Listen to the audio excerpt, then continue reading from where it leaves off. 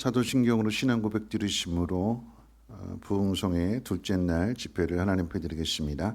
전능하사 천지를 만드신 하나님 아버지를 내가 믿사오며 그 외아들 우리 주 예수 그리스도를 믿사오니 이는 성령으로 잉태하사 동정녀 마리아에게 나시고 본디오 빌라도에게 고난을 받으사 십자가에 못 박혀 죽으시고 장사한 지 사흘 만에 죽은 자 가운데서 다시 살아나시며 하늘에 오르사 전능하신 하나님 우편에 앉아 계시다가 저리로서 산자와 죽은 자를 심판하러 오시리라. 성령을 믿사오며 거룩한 공예와 성도가 서로 교통하는 것과 죄를 사하여 주시는 것과 몸이 다시 사는 것과 영원히 사는 것을 믿사옵나이다. 아멘. 찬송가 218장 찬송 후에 김학복 장로님 기도해 주시겠습니다.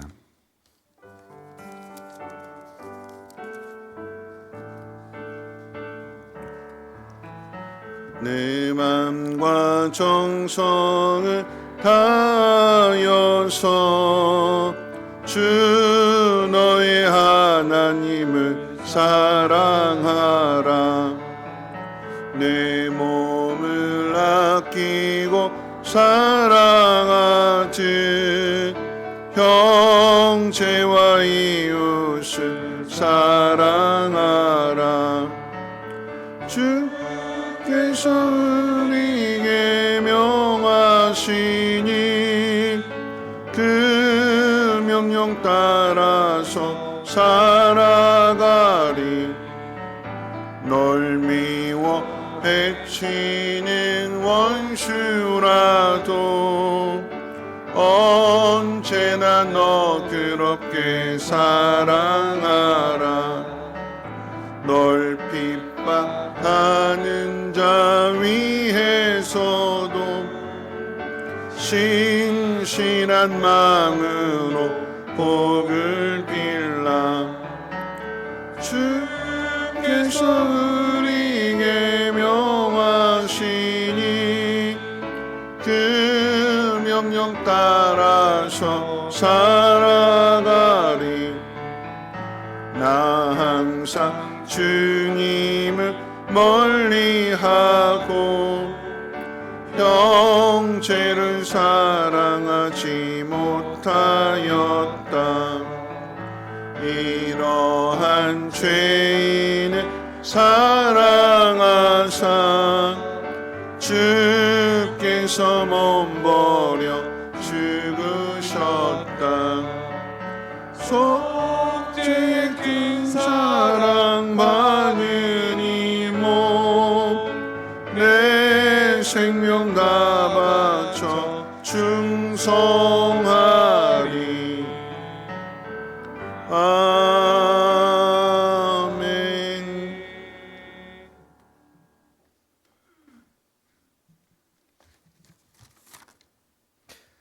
기도드립니다. 예수가 함께 계시니 시험이 오나 겁없네. 기쁨의 근원 되시는 예수를 위해 삽시다. 날마다 주를 섬기며 언제나 주를 기리고 그 사랑 안에 살면서 딴 길로 가지 맙시다. 참 좋으신 영원하신 주여 하나님, 그 크신 은혜와 사랑에 감사드립니다. 2024년 12월 중순을 허락하시고 새로 시작되는 월요일 아침부터 이 저녁 이 시간까지 주와 동행하게 하시니 감사드립니다. 선한 목자 되시는 주여 하나님, 참으로 다사다난했던 2024년을 보냅니다. 모든 것이 힘들고 어려운 이 시대에 저희들을 독수리 눈과 같이 지켜보고 인도하시고 늘 동행하여 주심에 감사드립니다.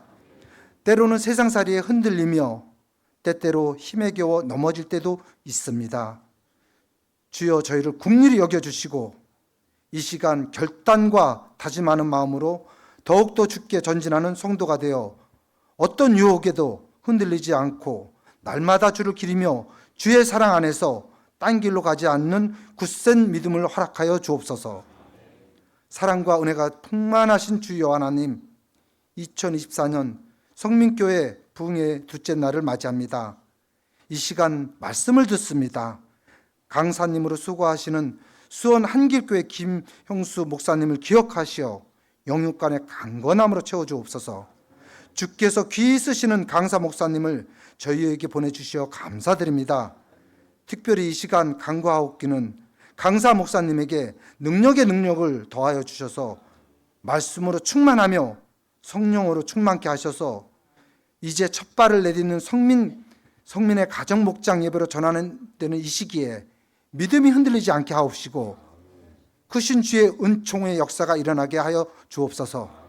또한 목장의 목자와 목녀, 목원들이 한 마음이 되어 더 낮고 낮은 겸손한 마음으로 VIP를 섬기게 하여 주옵시고 그 가운데서 항상 기뻐하고 쉬지 말고 기도하며 모든 일에 감사가 넘쳐나는 목장이 되어 믿지 않는 영혼을 구하며 제자 삼는 일에 힘써 일하는 성민의 공동체가 되도록 인도하여 주옵소서.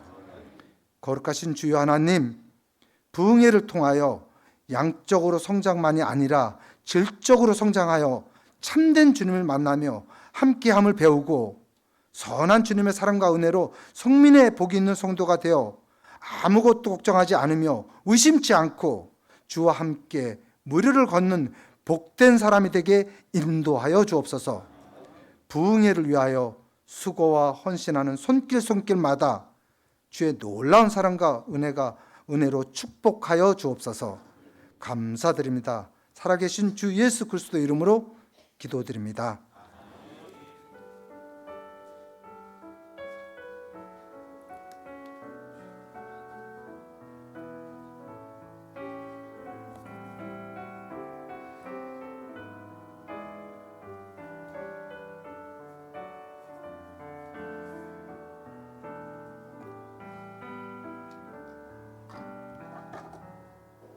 네, 광고 말씀은 오늘 이렇게 두 번째 날 집회에 오신 여러분들 주의 이름으로 환영하고 축복합니다.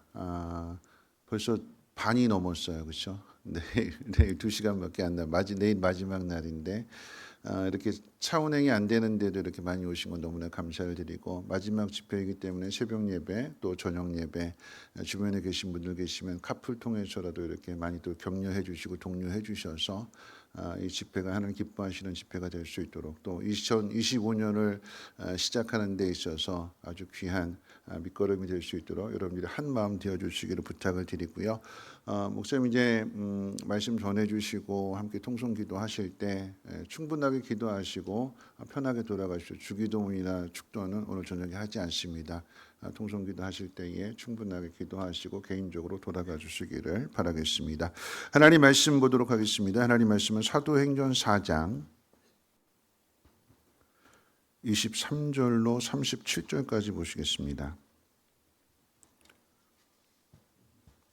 사도행전 4장 23절로 37절까지 우리 한 절씩 교독으로 읽도록 하겠습니다.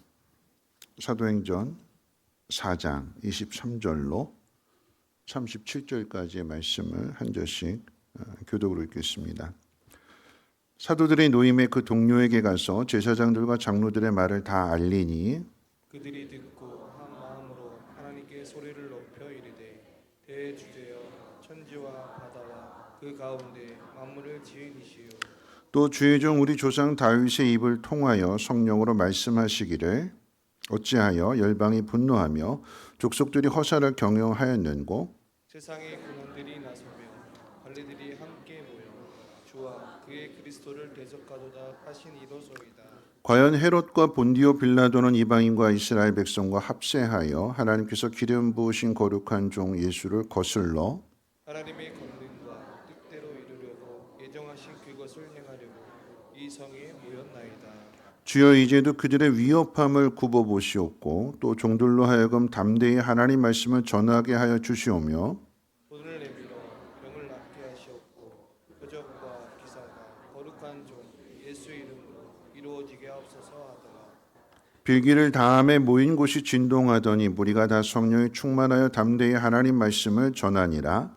믿는 무리가 한 마음과 한 뜻이 되어 모든 물건을 서로 통역하고 자기 재물을 조금이라도 자기 것이라 하는 이가 하나도 없더라. 사도들이 큰 권능으로 주 예수의 부활을 증언하니 무리가 큰 은혜를 받아 그 중에 가난한 사람이 없으니 값과 집 있는 자는 팔아 그 판 것의 값을 가져다가 사도들의 발 앞에 두매 그들이 각 사람의 필요를 따라 나누어 줍니다. 그부르에서 난 네족 사람이 있으니 이름은 요셉이라 사도들이 이끌어 바나바나 번역하면 위로의 아들이라 하니 그가 밭이 있음에 팔아 그 값을 가지고 사도들의 발 앞에 두니라. 아멘.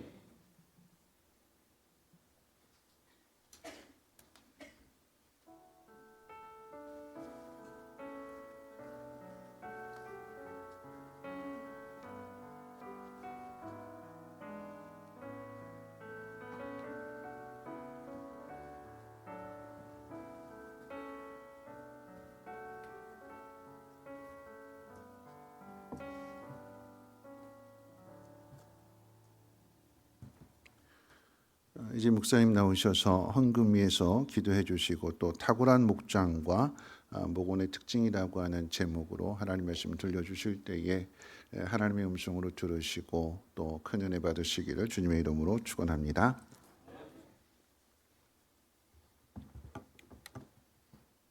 기도하시겠습니다. 하나님 아버지 감사합니다. 오늘도 은혜의 자리에 또 주 앞에 마음과 몸을 생각을 모아 드리는 이 예물 위에 우리 주님 축복하여 주옵시기를 원합니다. 우리 이혜진 목사님, 김미숙 사모님, 또 윤건수 목사님,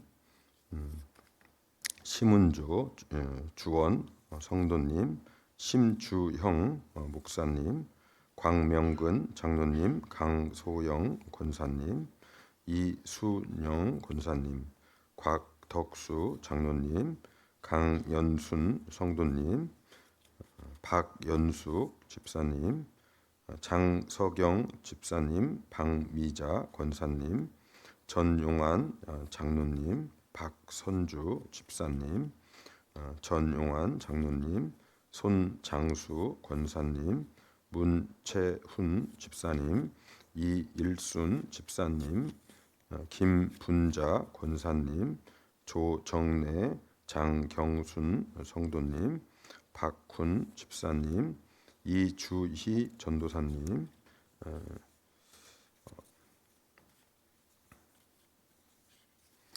이외에 또 무명으로 많은 분들의 손길들을 통하여서 주님 앞에 이 예물을 올려드립니다. 주님, 이 예물을 가운데 우리의 심령이 드려지게 하여 주셔서 아벨의 제사가 되게 하시고 주님께서 기뻐 받으시는 하나님 나라의 은혜가 있게 하여 주옵소서. 감사하오며 예수님 이름으로 기도하옵나이다. 아멘. 네, 식사 맛있게 하셨나요? 우리 옆에 분들 이렇게 인사하시면서 땅의 복도 하늘의 복도 많이 받으시라고 그래서 서로 한번 같이 인사 한번 하시면 좋겠습니다.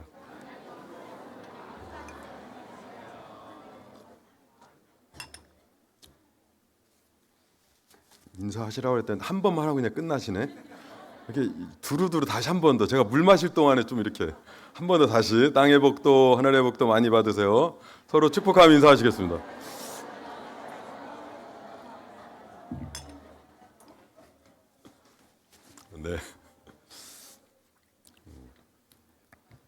네, 오늘 새벽에 제가 하나님의 은혜와 사랑을 경험하게 되면 그 은혜를 덧입게 되면 어떻게 되는가? 감사하는 마음이 들게 돼 있는 거죠. 그래서 하나님을 기뻐하시는 것이 무엇인지, 하나님의 소원이 무엇인지, 하나님이 관심이 무엇인지에 대해서 그것에 관심을 갖고 찾아가는 것은 너무나 자연스러운 일이라는 것을 우리가 잘 알고 있는 바울을 통하여서 우리가 확인을 했죠. 그런데 이 하나님이 기뻐하시는 일, 하나님이 소원을 풀어드리는 그 일은 구체적으로 그것을 풀어가는 장소가 목장입니다. 목장. 그래서 하나님께서 우리를 부르실 때는 개개인으로 불러 주십니다. 함께 부르지 않습니다. 그래서 제가 이렇게 전도를 하다 보면 어떤 분 이렇게 말씀하시는 분들이 있어요. 난 교회는 가지는 않지만 신앙심 좋은 우리 마누라 치맛자락 붙잡고 난 갈 거라고 이렇게 말씀하시는 분이 있어요. 천국을 믿지 않으면서도 그냥 농담 삼아서 하는 말인 건 알겠지만 진심으로 한다 할지라도 천국 못 갑니다. 예? 천국은 각자 이렇게 가는 것이기 때문에 그래요. 그런데 하나님께서는 구원받은 그 개인을 각자 구원을 해서 하나님 자녀를 삼아주신 그 성도들을 고아처럼 그냥 두지 않으시고 영적 권속으로, 영적 가족으로 부르셨다는 것을 놓치면 안 됩니다. 그래서 주님이 원하셨던 교회 공동체는 한마디로 말해서 가족 공동체였습니다. 자, 따라합시다. 우리는 가족 공동체다. 우리 양쪽에 있는 분들한테 우리는 가족 공동체입니다라고 한번 고백하겠습니다. 우리는 가족 공동체입니다. 우리는 가족 공동체입니다. 가족 공동체. 공동체라는 이야기는 서로 연결되어 있다는 뜻이에요. 연결돼. 따로따로 모래알처럼 흩어져 있는 사람은 한 사람도 없는 것입니다.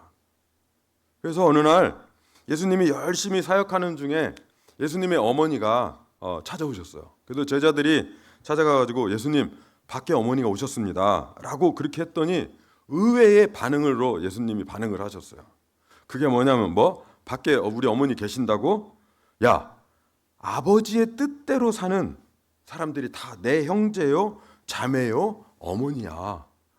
이런 이야기를 전혀 예상치 못했던 그런 말씀을. 그래서 아니 우리 예수님이 우리 어머니한테 뭐 섭섭한 일이 계셨나? 아니 어머니 오셨다면 벌떡 일어나서 맞이를 해야 될 때인데 예수님이 효자잖아요. 그런데도 불구하고 그렇게 말씀하신 것은 육신의 어머니가 밖에 계시는 거 맞지만 그것만이 전부가 아니라 하나님의 뜻대로 살아가는 그 모든 사람들이 우리 형제고 자매고 어머니다 라고 이렇게 말씀하신 것은 예수님과 어머니 사이가 안 좋아서 그런 것이 아니라 장차 앞으로 생겨날 교회 공동체를 그런 식으로 예고하신 것입니다. 그래서 우리는 다 가족이다. 다 가족이다. 그래서 이런 정신이 모여서 가정교회를 만들어 가는 것입니다. 그래서 우리가 가족 공동체이고 우리가 같은 영적 권속이라는 이 메시지를 말로만이 아니라 구체적으로 살아내는 것이 뭐냐면 집에서 목장에서 같이 밥 먹는 거예요. 밥. 날마다 밥 먹는 것을 식구라고 하잖아요. 식구. 식구가 뭐예요? 가족이다, 가족. 밥을 같이 먹어야지 가족이 되는 거야. 그래서 예수님께서는 이렇게 주로 보시면 거룩하지도 않고 경건하고는 전혀 상관이 없는 그런 죄인들의 집에 가가지고 식사하시는 거예요. 그래서 바리새인들이 그걸 가지고 계속 트집 잡았어요. 먹기를 탐하는 자라고 예수님에 대해서. 예수님이 먹기를 탐하기 위해서 그런 것이 아니라 저들도 잃어버린 자식이고 저들도 하나님 앞에 돌아와야 될 가족이라는 것을 아주 강하게 보여주는 메시지가 뭐냐면 그들과 함께 같이 밥을 먹는 거예요. 그래서 제가 이제 가정교회를 이렇게 하면서 제가 이제 지역에 있는 목사님들하고 함께 같이 이제 한 달에 한 번씩 전에는 일주일에 한 번씩 모여가지고 가정교회에 대해서 같이 위로하고 격려하고 또 토론도 하고 공부도 하고 이렇게 하면서 한동안 저한테 들었던 의문이 있었는데 그게 무엇이었냐면요. 여러분 목장과 구역의 차이점이 뭔지 혹시 생각해 보셨습니까? 목장과 구역의 차이점. 목장은 미음으로 시작하는 거고 구역은 기역으로 시작하는 걸까? 왜냐하면 목장과 구역이 너무 다른 거예요. 얼마 전까지는 구역으로 모였다가 목장으로 모이기 시작하면은 이름이 바뀌었을 따름인데 너무 다른 거예요. 그래서 이게 어디서부터 이런 차이점이 생길까에 대한 그런 굉장한 궁금증을 제가 갖게 되었어요. 오늘 이렇게 이야기하면 목장을 설명하는 좋은 예가 있는데요. 일테면 이렇게 표현할 수 있을 것 같아요. 그럼 만약에 새벽 1~2시 정도에 굉장히 다급한 일이 생겨가지고 누군가의 도움을 필요로 하는 그런 상황이 딱 맞닥뜨렸다라고 한번 생각을 해보세요. 누굴 연락을 해야 된단 말이죠. 예? 이때 마음 놓고 연락할 사람이 몇 명이 되는지 지금 한번 떠올려 보세요. 여러분 핸드폰에 수백 명의 사람이 저장되어 있잖아요. 그런데 그 중에서 내가 언제라도 내 도움이 필요할 때 전화할 수 있는 사람 어때요? 그럼 마음 놓고 연락할 사람 많지? 않죠. 많지 않습니다. 그런데요, 그런 분들 목장에 오시면 해결됩니다. 목장에 오시면. 아멘. 네. 살면서 내가 힘들 때, 특히 떳떳하지 못한 일로 어떤 도움이 필요로 할 때 정말 마음 놓고 연락할 수 있는 곳이 목장이에요. 구역은 어때요? 구역은 아니죠. 저희 교회 가장 큰 자랑거리는 목장입니다. 그래서 좋은 것은 나눠야 되기 때문에 가정교회 평신도 세미나를 저희들이 해마다 이렇게 섬기고 있어요. 그래서 내년에는 10월 31일에서 11월 2일 날 2박 3일 이제 평신도 세미나를 하게 될 터인데요. 우리 성민교회 성도님들이 만약에 등록하신다면 저희가 기쁨으로 제가 환대하도록 약속하겠습니다. 아멘. 오시겠습니까? 저희들이 지극정성으로 섬겨보도록 그렇게 하겠습니다. 근데 우리가 뭐든지 이제 뭔가 새로운 것을 하려고 하다 보면 그림이 있어야 되잖아요. 그림이 없으면 엉뚱한 이렇게 모양이 되기 때문에 그래서 오늘 이 시간에 우리가 영혼 구원의 현장인 목장이 어떤 곳인가, 목장의 특징이 무엇인가를 오늘 좀 살펴보려고 그렇게 합니다.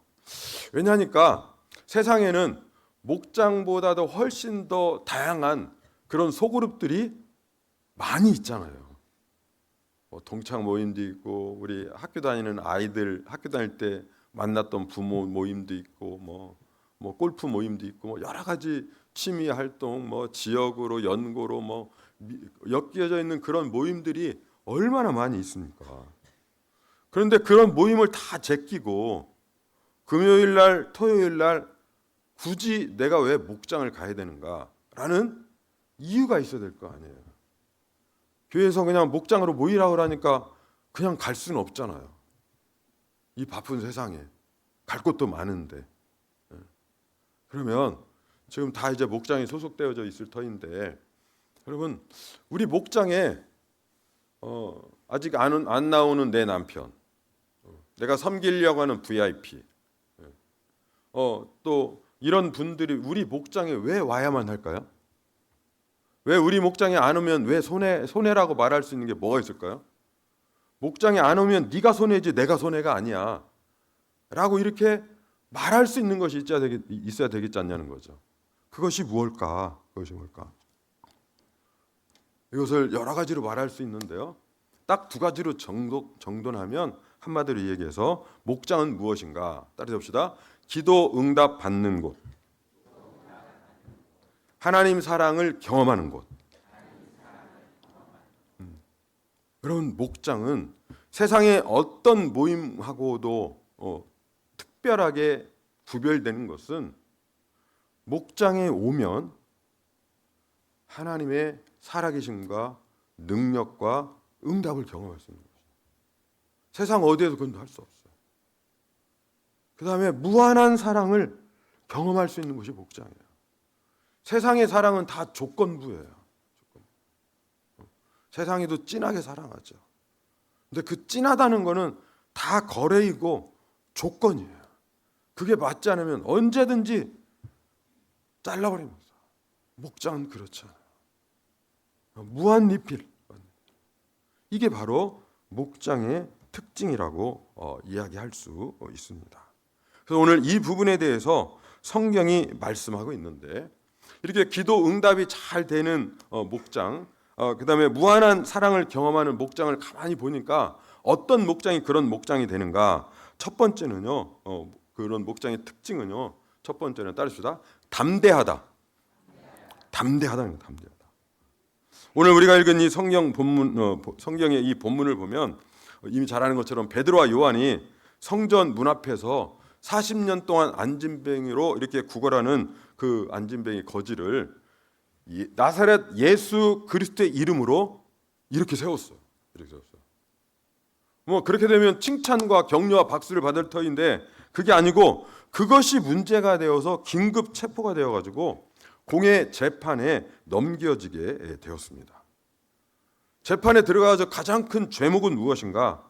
예수가 부활했다라고 거짓을 퍼뜨렸다라는 것이 죄목이었어요. 그래서 죽이고 싶었어요. 그런데 죽이고 싶긴 했지만 근데 옆에 예수의 이름으로 일어나 서 있는 사람이 있으니까 어떻게 할 수가 없는 거예요. 그래서 기껏 한 것이 무엇이냐면 너 앞으로 한 번 더 그러고 다니면 죽여 이렇게 협박하고 내보내줬어요. 방면을 한 거예요. 그러나 베드로와 요한은 지금은 이렇게 지금 풀려나고 있지만 앞으로 엄청난 핍박과 박해가 올 거라는 그 전조 증상이라는 것을 알았어요. 그래서 석방된 후에 사도들이 어떻게 했는가? 멀리 깊숙이 도망간 것이 아니라 공동체를 찾아갑니다. 오늘 우리식으로 얘기하면 목장으로 간 거예요. 목장에 가가지고 그동안 무슨 일이 있었는지를 차초지종 이야기를 합니다. 그 이야기를 들은 목원들이, 목장 식구들이 어떻게 반응했는가? 이거 굉장히 중요한데요. 우리 24절 말씀 한번 보도록 하겠습니다. 24절 우리 한번 같이 읽어볼까요? 시작.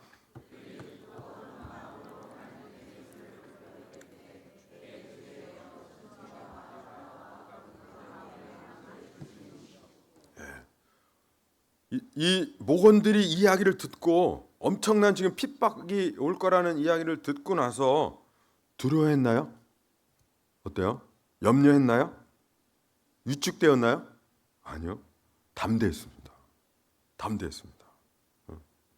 닥쳐올 위험을 피하기 위해서 어떻게 도망갈 방법, 뭐 무슨 수단 이걸 찾는 것이 아니라 한 마음으로 모여서 기도했다는 거예요. 한 마음으로. 이들이 드린 기도의 내용이 무엇인가? 29절에 보면 주여 이제도 그들의 위협함을 굽어 보시옵고 또 종들로 하여금 담대히 하나님의 말씀을 전하게 하여 주시오며 라고 이렇게 피할 길을 달라고 기도한 것이 아니라 시시각각으로 다가오는 위협과 핍박에 쫄지 않고 위축되지 않고 성령 충만하여서 담대히 하나님의 말씀을 전할 수 있게 해달라고 간절히 기도했다는 거예요. 여러분, 탁월한 목원은 무엇인가? 문제가 닥쳤을 때 당황하지 않고 담대해지는 거예요. 그런 목장이 하나님의 사랑을 경험하고 하나님의 기도 응답을 경험할 수 있는 거예요. 여러분 이미 이제 목장 생활을 하면서 VIP를 섬겨보면 알겠지만 VIP가 목장에 처음 오면 어떨까요? 굉장히 자세도 바르고 예의를 잘 갖추시죠. 그렇죠? 낯서니까. 그런데 좀 이제 익숙해지고 영적 가족이 되어가고 그렇게 되면 슬슬 본성이 나타나기 시작합니다. 한편으로 보면 괘씸하기도 하고요. 한편으로는 무례하기도 하고요. 이런 모습들이 나타날 수 있어요. 그럴 때 기존에 있는 이미 예수님을 영접하고 하나님 뜻대로 살고 싶은 분들이 모여있는 그 목원들, 주님 소원 풀어드리는 것이 내 소원이다 라고 생각하는 그런 분들을 볼 때 예의를 갖추고 이렇게 잘했던 분들이 갑자기 자세가 흐트러지고 태도가 돌변하고 그렇게 할 때 가져야 될 생각이 있어요. 그게 무엇인가? 자, 따라해봅시다. 아, 우리 목장 잘 되고 있구나. 이 생각하셔야 돼요. 이게 무슨 말이냐면요. 그 사람이 그렇게 자기의 그런 쓴뿌리, 그런 발톱을 드러내는 것은요. 아, 이것은 안전하구나 생각하고 옷을 벗는 거예요. 근데 불안하구나 생각하면요. 절대 벗지 않습니다. 예의를 갖춥니다. 반듯합니다. 가면을 쓰고 있습니다. 여러분, 그 좋은 목장이 아니에요. 그래서 VIP가 목장에 왔다가 점점점 흐트러지게 되면 와, 정말 우리 목장은 제대로 가고 있구나 라고 생각하면 정확하죠. 저에게 한 그 성도가 있었습니다. 이 성도는 좋은 남편을 만나서 결혼하고 단란한 가정을 꾸렸습니다.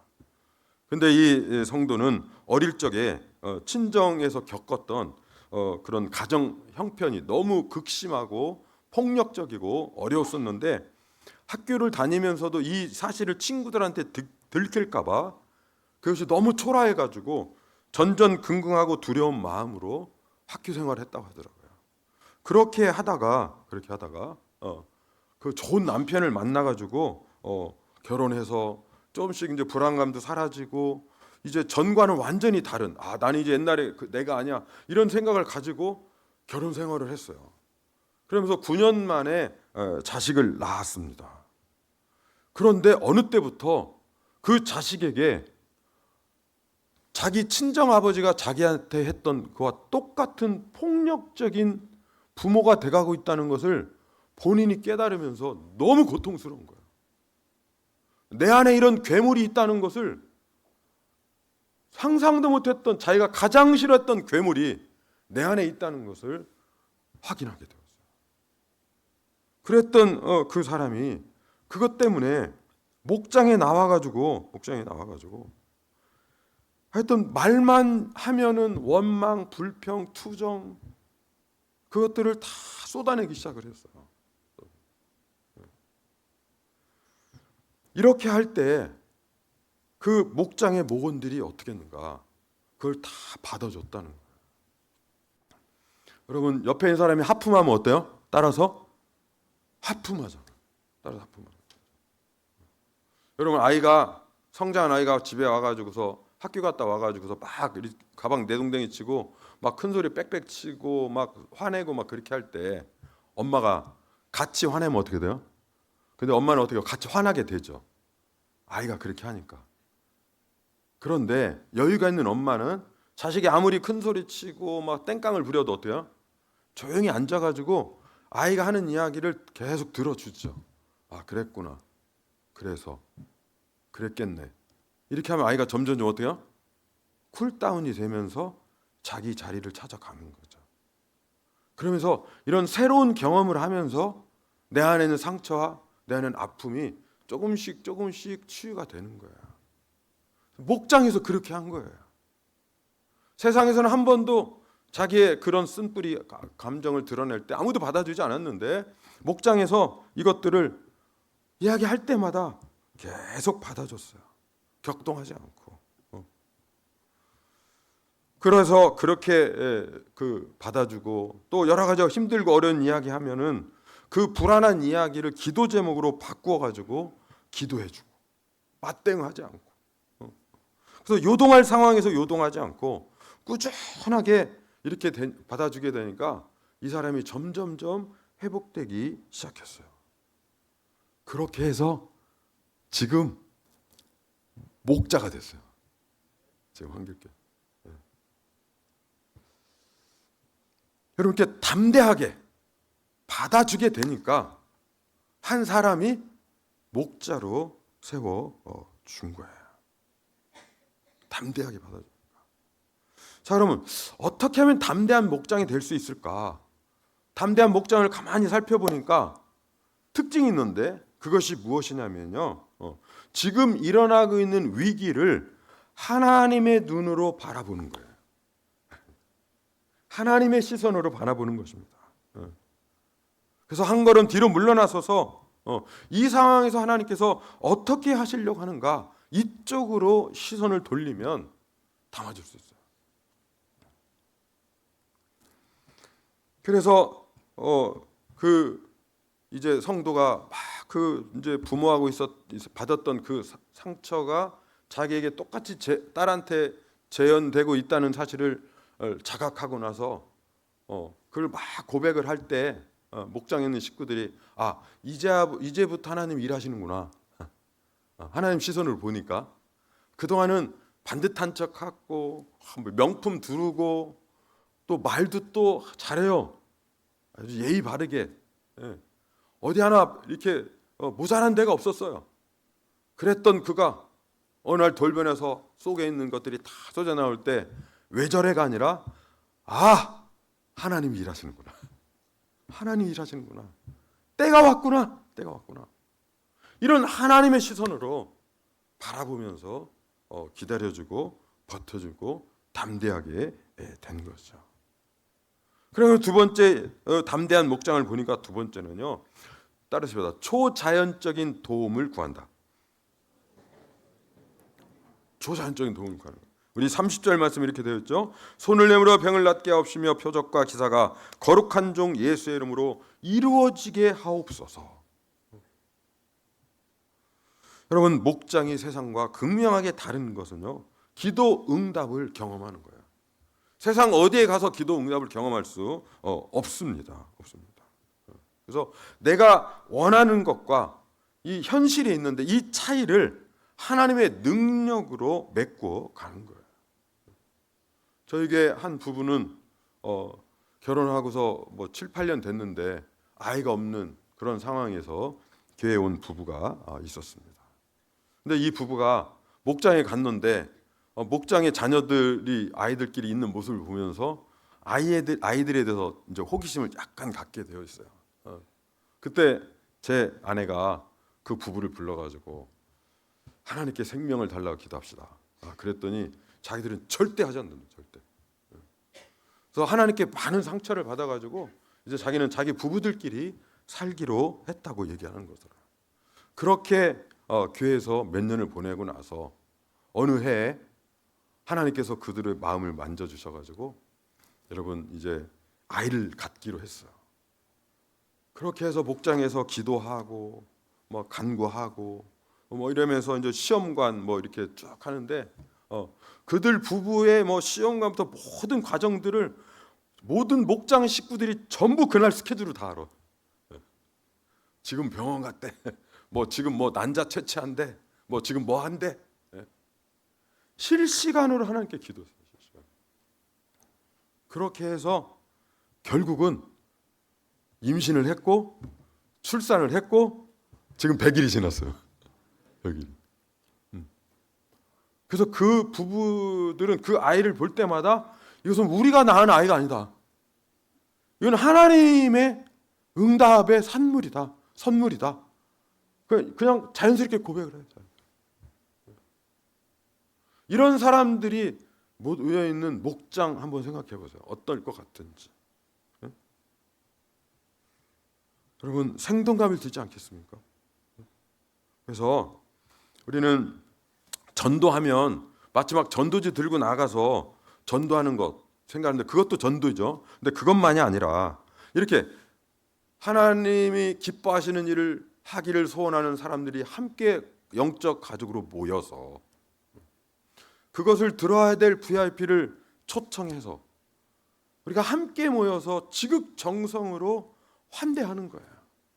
세상에서 경험해보지 못한 무한한 사랑과 세상에서는 도무지 경험할 수 없는 하나님께서 우리에게 어떻게 일하시는지 기도 응답을 경험하게 하는 거예요.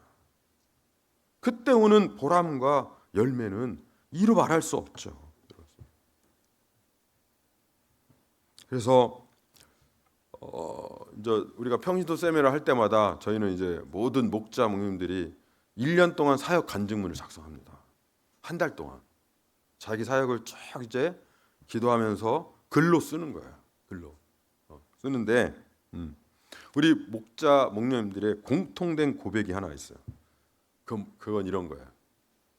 제가 이제 간증문을 오늘도 여기 오기 위해서 오늘 이거 하기 위해서 제가 그동안 이제 간증문 우리 목자 목님들이 썼던 간증문을 다시 한번 쭉 이렇게 훑어보면서 굉장히 은혜스러운 그런 시간들이 있었는데요. 이런 게 있어요. 모든 사건 뒤에는 문제보다 크신 주님이 계셨고 기도로 동역해 주시는 초원이 있었고 목사님, 사모님이 계셨기 때문에 버티며 여기까지 올 수 있었습니다. 서로 시줄과 날줄처럼 짱짱하게 엮여 있는 거예요. 이게 바로 목장이다. 목장. 그럼 우리 이런 목장 한번 만들어 봅시다. 아멘. 이런 목장. 이렇게 하나님이 역사하시고 응답하시고 사랑이 많은 이 목장이 특징 첫 번째가 담대함이라면요. 두 번째 특징이 있는데 그것은 무엇이냐면 따라잡시다. 내 소유권을 포기한다. 소유권을 포기하는 것입니다. 여러분, 예루살렘 교회는 자기가 가진 소유권을 포기했습니다. 여기는 배경이 있었는데요. 해외에 있던 교포들이 예루살렘에 명절을 새러 왔다가 그 오순절날 어떻게든가 부활하신 예수님에 대해서 믿게 되었죠. 그리고 나가지고 주저앉아가지고 예루살렘 교회 성도가 되었어요. 그러니까 예상에 없이 계획 없이 정착을 했기 때문에 시간이 지날수록 교회 안에 많은 문제들이 생겼는데 핵심은 먹고 사는 문제였어요. 그냥 여행 왔다 그냥 주저앉았으니까. 그래서 이 사실을 이걸 해결하기 위해서 토박이 신자들이 좀 여유가 있는 신자들이 어떻게 했는가? 재산을 다 팔아서 사도들 발 앞에 내어놓은 헌금을 들여서 그 헌금으로 이제 교회를 이제 이렇게 이뤄가게 된 거죠.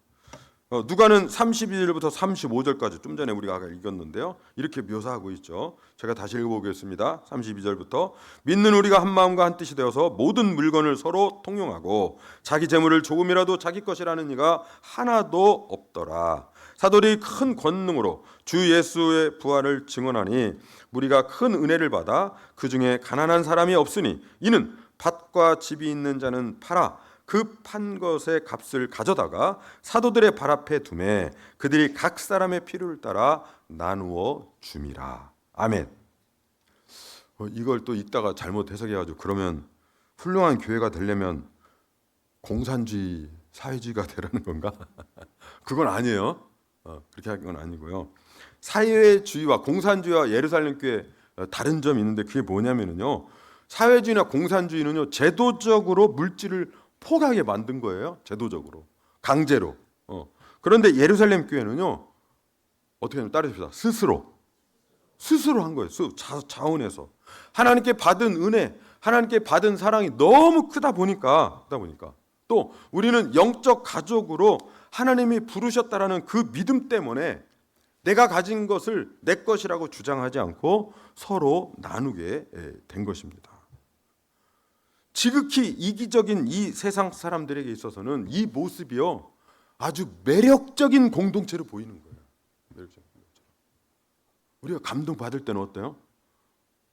어느 모임에 갔거나 어디 누군가를 만져 감동될 때 내가 하지 못하는 걸 하고 있을 때 감동적이잖아요.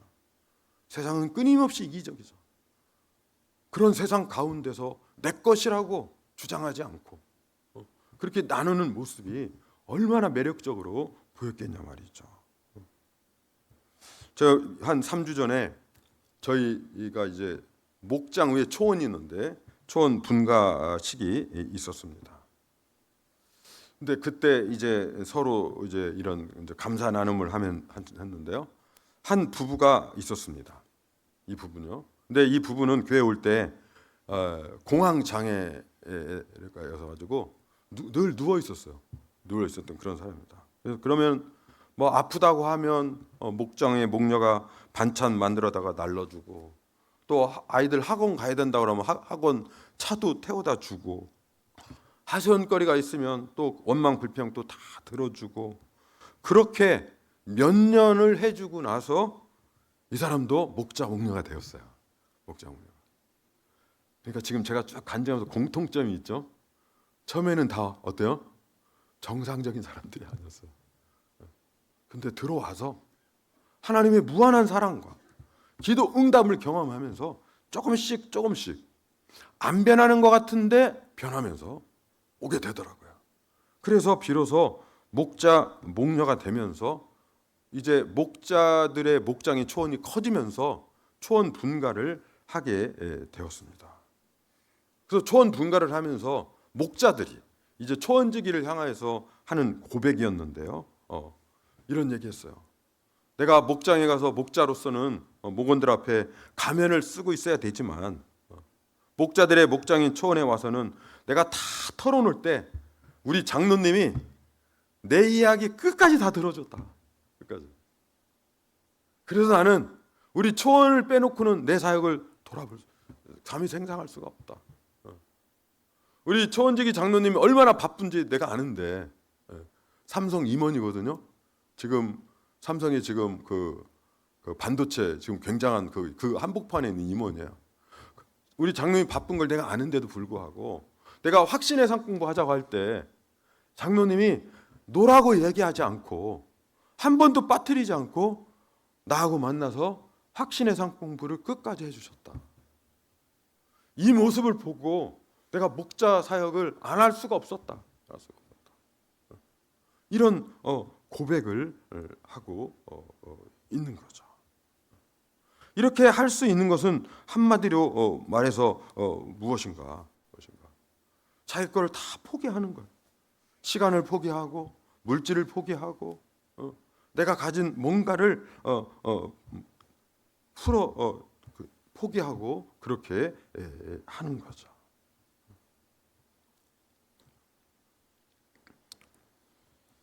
참 이런 이야기를 들으면서 한편으로 제가 목사인 나보다 목자가 훨씬 낫구나. 우리 교회는. 제가 이런 감사함을 갖게 되었죠.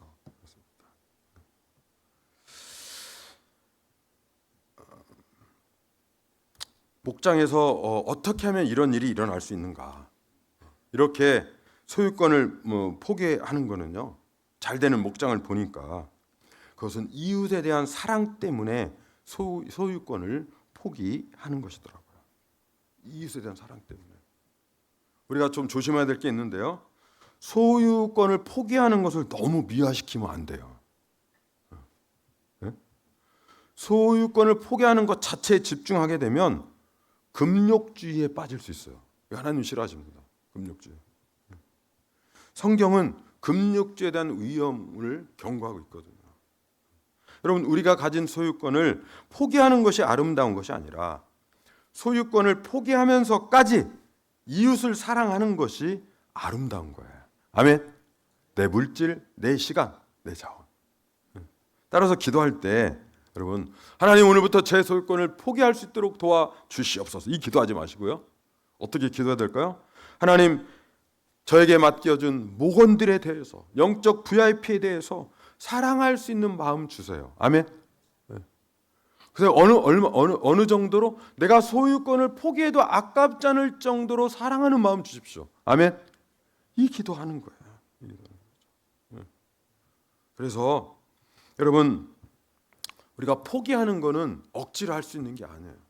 사람은 딱 명민하기 때문에. 그래서 딱 비교를 해가지고 이쪽보다 이쪽이 훨씬 낫다고 생각할 때 우리는 과감하게 포기할 수 있는 거죠. 그런가 하면 청지기 의식으로 중심이 딱 잡힌 목장이 또 소유권을 포기한다는 것을 공통적으로 발견하게 되었습니다. 청지기 의식 있을 때 소유권을 포기할 수 있더라고요. 여러분, 목장을 하다 보면 아이들이 막 침대에 올라가서 뜀뛰기 하고 아끼는 물건 막 깨트리기도 하고 그런 일 지금은 없는데 초기에는 이제 훈련이 잘 안 돼가지고 종종 있었단 말이죠. 그때 되면 담임 목사인 제 가슴이 막 새 가슴 되는 거죠. 아, 이 일로 와가지고 목사님 우리 목장 못하겠습니다. 이러면 어떡하지? 내가 귀하게 여기는 골동품 깼거든요. 내가 뭐 하는 뭐 깼는데 나 우리 목장 이래서는 못하겠습니다. 이럴까봐 제가 전전긍긍했는데 막상 그런 일 딱 생기고 나는데도 불구하고 아, 목사님 괜찮아요. 어차피 뭐 하나님 것인데 그거 깨져가지고 그거 망가져가지고 한 가정 구원하는 일이라면 뭐 그 정도 희생 뭐 감사하죠. 이런 뭐예요? 이게 청지기 의식으로 내 중심이 딱 잡혀 있는 거죠. 그러니까 우리가 포기를 할 수 있는 거죠. 여러분, 이렇게 세상에서는 경험할 수 없는, 정말 목장에서만 볼 수 있는 그런 것은 기도 응답을 경험하고 무한한 하나님의 사랑을 경험하는 곳이 되어야 되는데, 그렇게 되는 목장은 가만히 살펴보니까 첫 번째는 담대한 목장이었고요, 두 번째는 소유권을 포기하는 목장이었습니다. 그런가 하면 세 번째는 무엇이었는가? 정직과 순수를 추구하는 목장이더라고요. 여러분, 하나님은 솔직하고 연약함을 가감없이 드러내는 목장을 통하여서 일하십니다. 아멘. 솔직하게. 여러분, 앞에 우리가 예루살렘 교회 재외 교포들로 인하여서 먹고 사는 문제가 불거지게 되니까 성도들이 어떻게 했어요? 재산을 팔아가지고 하나님께 드렸다고 그랬죠. 막 이렇게 팔아서 드리니까 헌금하는 성도들 막 바라보면 사람들이 막 이렇게 막 엄지척하고 막 이렇게 하는 거예요. 그러니까 헌금 안 한 사람이 보니까 너무 부러운 거예요. 그래서 그 중에 아나니와 삽비라는 부부가, 야, 우리도 한번 저 칭찬 받고 싶다라는 그런 욕심을 가지고 재산을 팔아가지고 일부는 감추고 다 한 것처럼 이렇게 부러워해가지고 그거 이렇게 드렸다가 거짓말했다가 현장에서요 3시간 간격으로 부부가 즉사했습니다. 3시간 간격. 하나님께서는 왜 그렇게 과격한 방법을 쓰셨을까? 이걸 그대로 방치하고 눈 감아주고 넘어가 버리게 되면 성령을 모독하게 되고 교회 목장의 순수성을 잃어버리기 때문에 하나님께서는 시범 케이스로 아주 특단의 조치로 한번 그렇게 하십니다. 지금은 그렇게 안 하십니다. 두려워하지 마세요. 지금도 만약 그렇게 하면은 뭐 시간이 지날수록 여기 막 성도님들 3분의 1, 3분의 막 떨어져 나갈 거예요. 하나님 지금은 그렇게 안 하세요. 하나님은 거룩하신 분이기 때문에 우리의 연약함에 대해서는 하나님이 긍휼히 여겨주시지만 안 그런 척하고 속이고 가식 떠는 것에 대해서는 역사하지 않습니다. 저희 교회요. 교회 다니면서 지금도 이렇게 술 끊지 못한 사람이 있어요. 담배 피는 사람이 있어요. VIP를 섬기다 보니까. 그리고 막 이렇게 연약해가지고 뭐 약속 안 지키고 그런 사람이 있어요. 근데요, 하나님 그런 사람은요 봐주시더라고요. 그렇게 하라고 하는 건 아니에요. 하나님이 우리의 연약한 거는요 눈 감아주세요. 눈 감아주세요. 그래서 하나님께요 불쌍히 이렇게 보여주면 내가 좀 힘들면 불쌍하게 하나님께 보이세요. 그럼 여러분 살길 따르십시오. 하나님께 불쌍하게 보이자. 하나님께 불쌍하게 보이자. 그러면 하나님이 진짜 보호해 주세요. 그런데 안 그런 척하고 하나님께 대적하고 가식을 떨고 제일 싫어하세요. 제일 싫어. 그래서 기도 응답을 경험하고 무한한 사랑을 경험하는 목장의 특징을 보니까 솔직한 목장이었더라고요. 솔직한 목장. 그래서 어느 날 어느 목장에서요 목원과 목녀가 갈등이 생겼습니다. 막 그래가지고 뭐 이제 갈등이 딱 생기면 목원들의 특징이요 카톡방 나가는 거예요. 카톡방 연락 끊어. 나 교회 안 나와. 뭐 이런 식으로 되는 거죠. 근데 이런 갈등이 생겼을 때 이때 목녀가 먼저 정직하게 사과를 했죠. 사과를 하고 그리고 자신의 연약함을 솔직하게 고백했어요. 솔직하게. 네, 그래. 나 목녀지만 사실 어떤 부분은 난 너보다 더 못해. 난 사실 어렸을 때 이런 그런 시절을 경험하면서 나에게는 사실 이런 상처가 있어.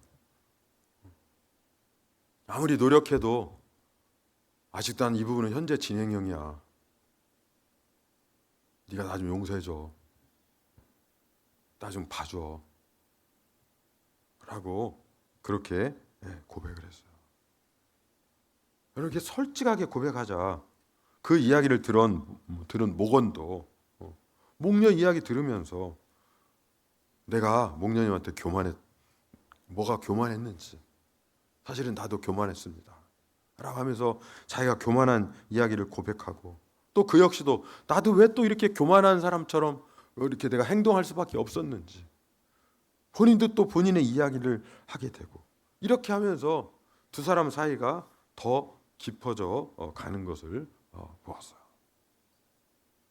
하나님은 똑똑하고 잘난 사람이 아니라 순수하고 솔직한 사람, 그런 곳이 있는 곳에 주님의 영이 임하시고 하나님이 역사하십니다. 우리 그런 목장 만드는 거예요. 그래서 우리가 목장에 가서 어떤 이렇게 자기 연약함 이야기하면 정죄하거나 아니면 뭔가 이렇게 답을 막 이렇게 주려고 하거나 그런 것이 아니라 같이 안타까워하고 같이 기도해주고 같이 변화해가는 그런 목장에서 하나님의 역사하심을 보게 되는 거죠. 여러분, 이렇게 한 번의 시간으로는 참 부족한 탁월한 목장과 목원에 대해서 이렇게 주마 간상격으로 살펴보았어요. 이 세상에서는 경험할 수 없는 것을 경험하게 하는 것이 우리 목장의 존재의 목적이에요. 세상에서 경험하는 그 정도 수준에서 목장이 이루어진다면 굳이 목장 갈 이유가 없어요. 밥 먹는 걸로 치면 세상에서는 훨씬 더 럭셔리하고 갖춰진 식사 자리가 많이 있습니다. 좋은 사람들이 이렇게 모여가지고 좋은 얘기하는 그런 모임은요, 목장보다도 그렇게 하는 그룹이 훨씬 더 많이 있습니다.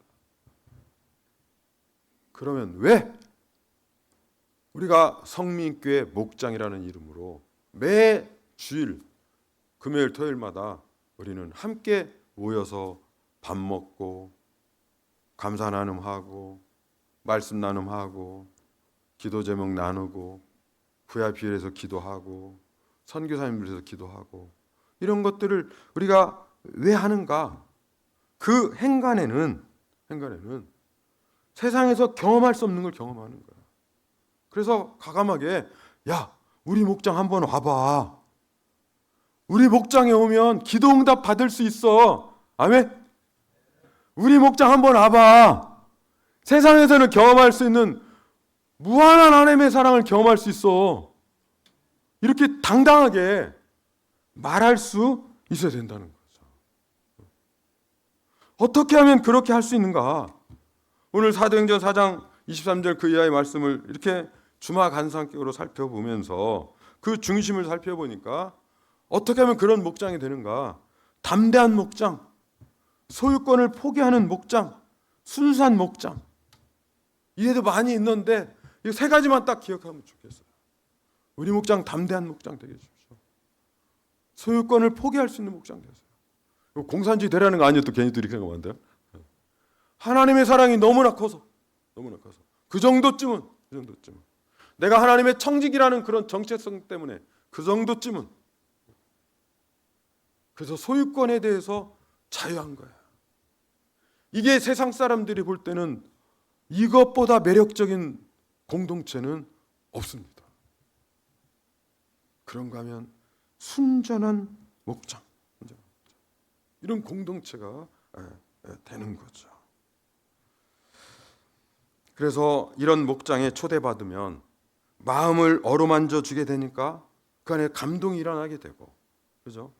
그래서 VIP가 오게 되면 예수를 믿게 되고, 그 공동체에 들어오기만 하면. 또 이미 예수 믿었던 성도들은 삶이 바뀌어서 성장하고 성숙하게 되는 거예요. 그래서 그 목장은 기쁨의 희락의 띠를 띠는, 기쁨의 띠를 띠는 그런 공동체가 되는 거죠. 제가 어제 토요일부터 나눴던 이야기가 있었죠. 우리는 하나님의 은혜와 사랑이 필요합니다. 우리 안에는 많은 상처들이 있는데요, 상처는 어떻게 치유가 되는가? 사랑받을 때 상처가 치유가 됩니다. 상처가. 근데 그 사랑은요, 앵간한 사랑 가지고는 치유가 되지 않습니다.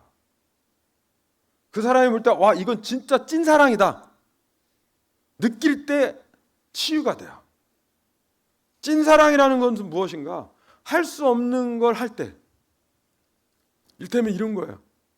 우리 교회 목장 중에 어느 목녀는 그 목원들이 이제 조금 경제적으로 그 목원들이 조금 어렵고 목장 목녀는 좀 경제적으로 좀 이렇게 윤택합니다.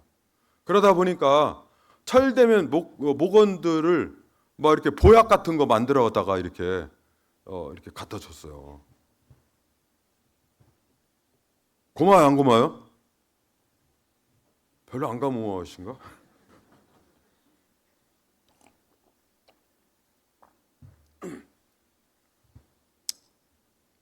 아니 보약에다 줬다니까. 고마워 안 고마워요? 안 고마워요.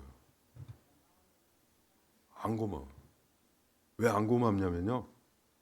우리 목장 목녀님은 잘 살잖아. 뭐 그 정도는 안 고맙다니까요. 그런데 어느 목자 목녀는 경제적으로 어려워요. 그래서 목원이 아플 때 본죽을 사다 줄 돈이 없어서 집에서 직접 죽을 쑤어가지고 코로나 때 아파트 현관에다가 걸어놓고 전화해가지고 이거 내 죽 써왔으니까 이거 먹으라고.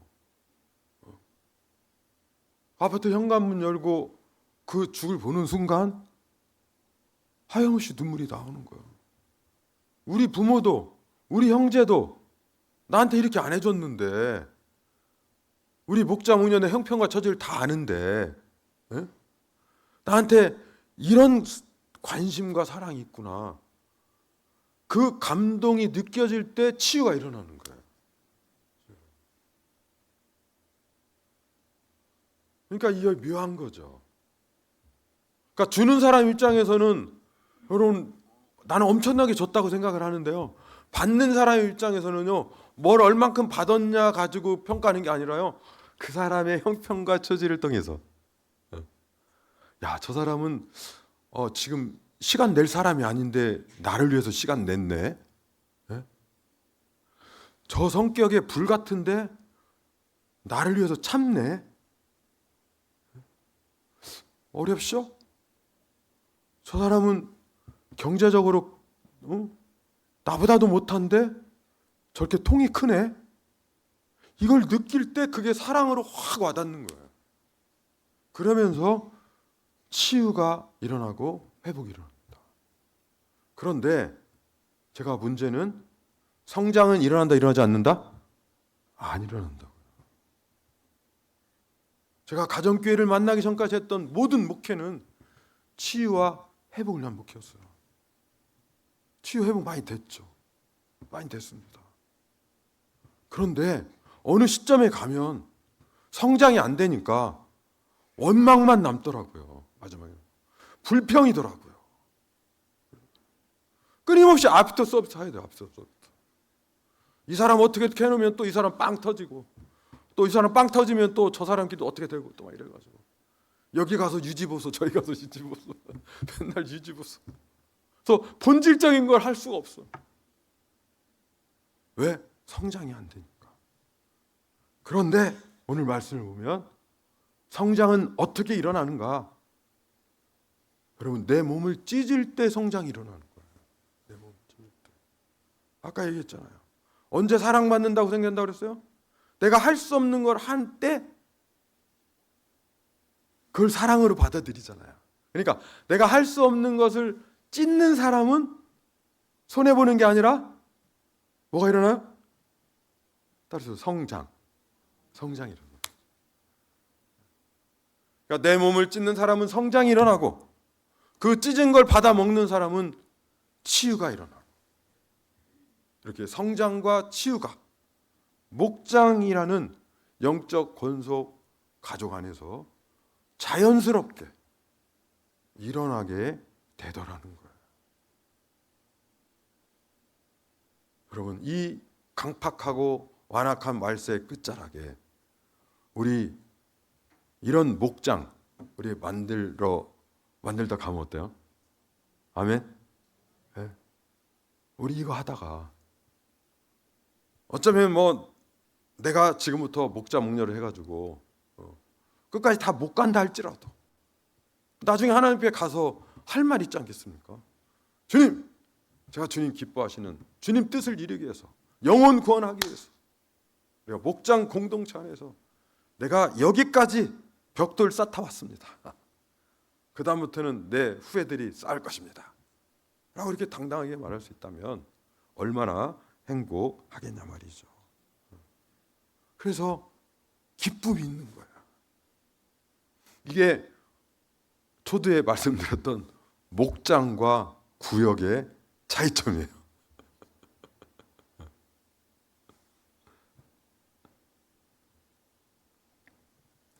이제 마무리하려고 합니다. 오늘 이 시간 저의 간증을 우리 성도님들 들으시면서 내가 속한 목장을 한번 떠올려 보시기 바랍니다. 내가 속한 목장. 여기 지금 목장에 다 소속돼 목사님 소속되어 있는 거죠? 네. 근데 목사님 어떻게 말씀이 확실하지가 않으시네? 자, 우리 성도님들한테 물어봐야 된다. 우리 성도님들 목장에 다 소속되어 있죠? 네, 아멘. 소속되어 있죠. 네, 소속되어 있죠. 여러분, 내 소속된 목장에 대해서 이제 한번 떠올려 보세요. 그러면서 목장에 대해서 감사한 것 두 가지 한번 떠올려 보세요. 아, 우리 목장 이게 참 감사하다. 이게 감사하다. 두 가지 딱 떠올려 보세요. 그리고 나서 우리 목장이 기도 응답을 받는 목장, 무한한 사랑 있는 목장이 되기 위해서 어떻게 해야 될까?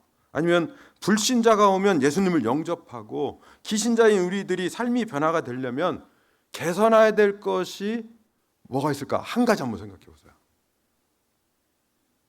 감사한 것 두 가지, 개선해야 될 것 한 가지 한번 떠올려 보세요. 만약에 감사한 게 네 가지가 떠올리면 개선할 것 두 가지를 떠올려도 괜찮아요. 중요한 건 2대 1이에요. 2대 1. 네. 내가 지금 속한 목장에 감사한 것 두 가지. 또 우리 목장 공동체가 좀 더 오늘 들었던 이야기처럼 더 하나님 기뻐하시는 모습으로 가기 위해서 이렇게 개선해야 될 것 한 가지. 이걸 놓고 우리가 한번 기도했으면 좋겠습니다.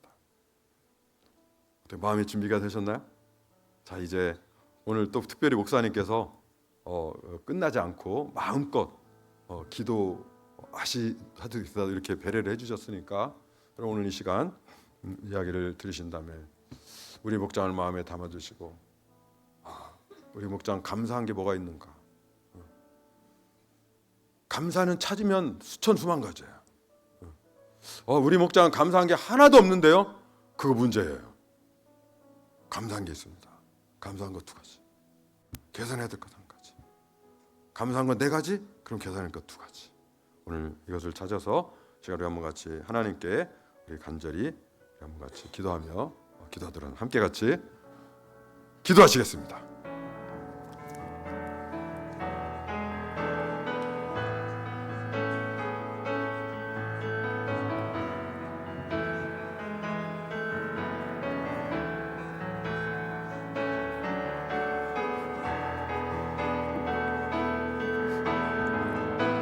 하나님 아버지 감사합니다. 오늘 시간 사랑하는 하나님 아버지의 성령